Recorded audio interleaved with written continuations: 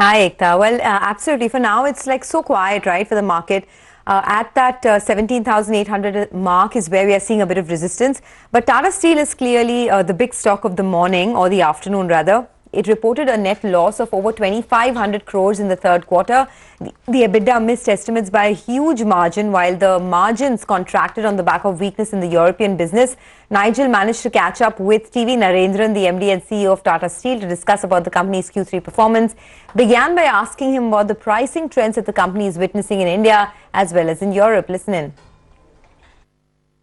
So as far as India is concerned, it's reflecting international pricing trends because international prices have gone up by about $100 per ton in the last 4 weeks.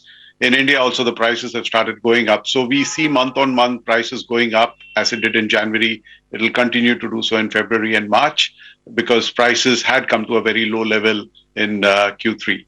So, so if you look at it on an average on a December to March kind of pricing, I would say it will increase by about 6,000 to 7,000 rupees. But when you look at it on an average to average basis, it will be a bit different.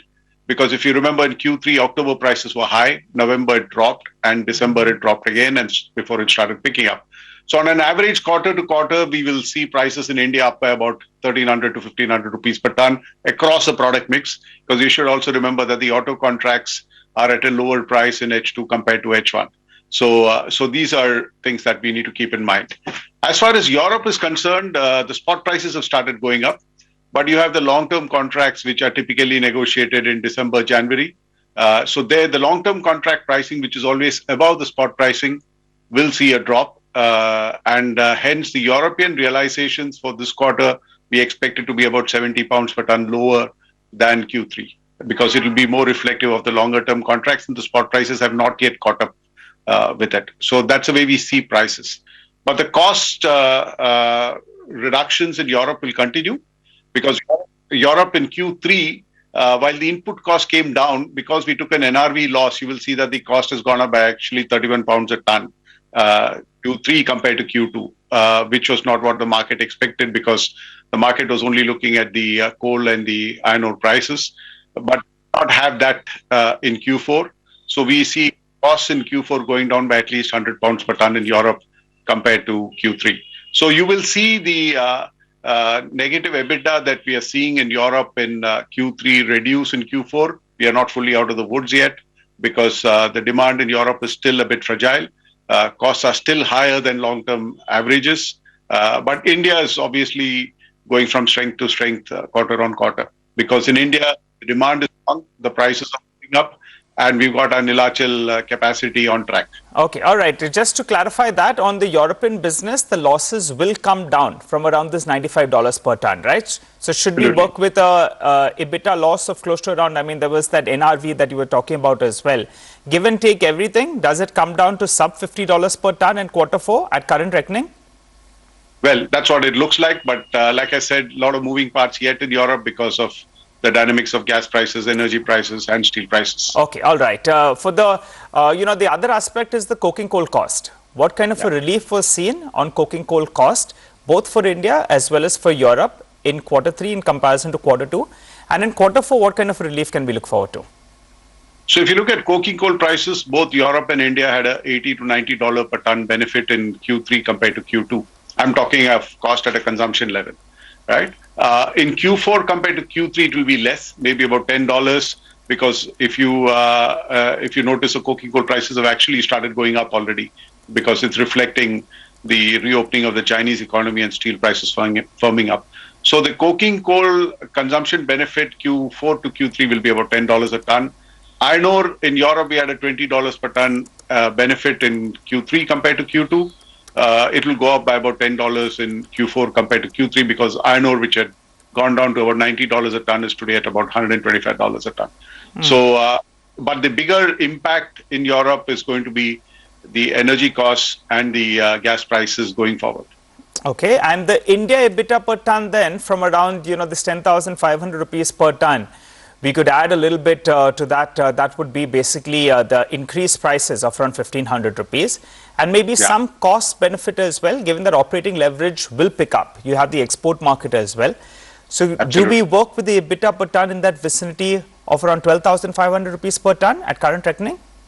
I don't want to give you a specific number, but yes, things will certainly improve because the prices are going up and the costs are stable, if not going down.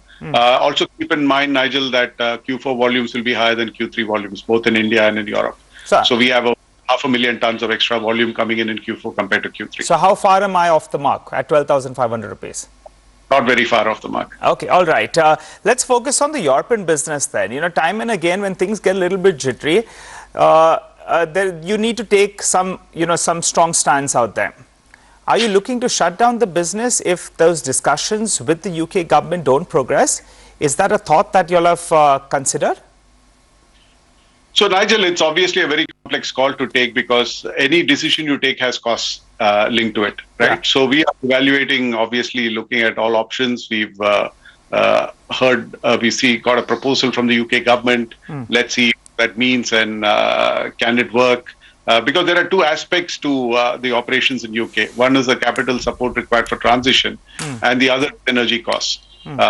Energy costs last year across Europe has been 5 to 6 times what it traditionally is. So it was not a small number. Now it's settling back to longer-term normals, still higher than longer-term normals.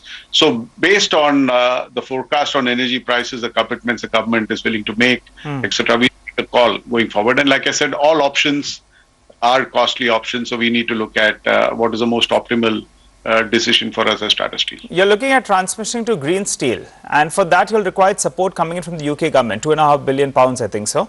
Has there been any progress out there? Have you heard from them?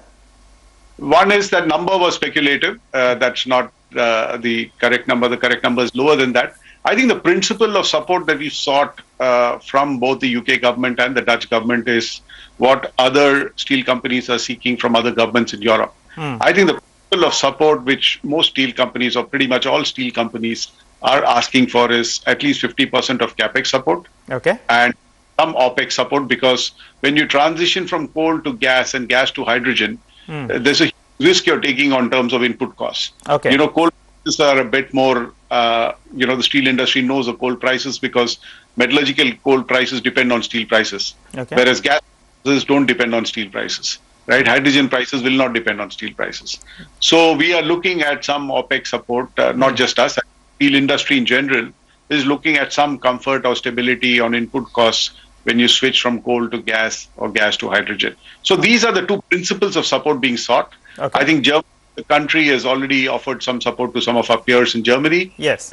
We also want to ensure that there's a level playing field because it will be unfair on us if somebody else gets the support and we don't get that support because we compete with them in the same market. So I think these are the conversations going on. The European governments are also looking at the Inflation Reduction Act in the US and the impact it will have on investments in the US and hence the need to look at the incentives being offered in Europe. Okay. So I think there are moving parts on this and we expect things to get clearer over the next few months. Maybe by the next quarter we'll have some further clarity on this aspect as well. But Mr. Narendran, final couple of questions before we let you go. Europe moves back into the green by the first quarter of next fiscal at current reckoning. If things change, then obviously, we can't hold you to that. But at current pricing, at current demand scenario, at current raw material cost, Europe goes back into the green first quarter of FY24? So, Nigel, there's another thing which we have in the first quarter of next year, which is the relining of the blast furnace in Netherlands. Okay. So that's another major operational activity which is, which is going to happen. So one of the reasons why we had an NRV loss in Q3 is we had to build up stocks so that we don't lose sales in that quarter, right?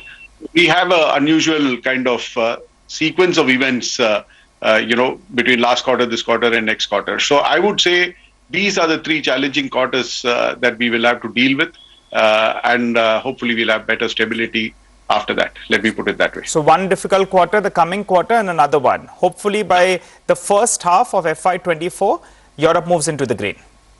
Absolutely. That's what we hope. That's what we want. Very quickly, Mr. Narendran, what about the debt reduction plan? $1 billion, is that happening or not? Not this year. I think, that has always been the intent that we said, and there are years when we did better than $1 billion, as you know. This year, I think last quarter, if you look at it, despite all these challenges and the bad set of numbers, if you see the debt has stayed where it is at 71,000 crores, it has not gone up. This year, obviously, we also had to contend with the 12,000 crore acquisition of Nilachal, plus a lot of money which got stuck in working capital because of high input costs as well as the stock build-up in Netherlands. So we'll be releasing that cash for next year. Obviously, next year is a year when we'll get back on track and we want to continue with our focus on debt reduction. So next year, $1 billion is what you could do, FY24. Certainly, that's what we'll chase. And for this year, you end the year closer to these levels itself? Well, we want to do better than where we are today, but let's see how this quarter pans out. So a couple of thousand crores reduction from here, from the 71,000, 72,000 crores odd. Is that possible? It's possible. Okay, that was a very exhaustive chat with the management of Tata Steel. Let's slip into a short break. When we come back, we will have the management of ACE or Action Construction Equipment. Saurabh Agarwal of the company will be with us to discuss their Q3 numbers. Stay tuned.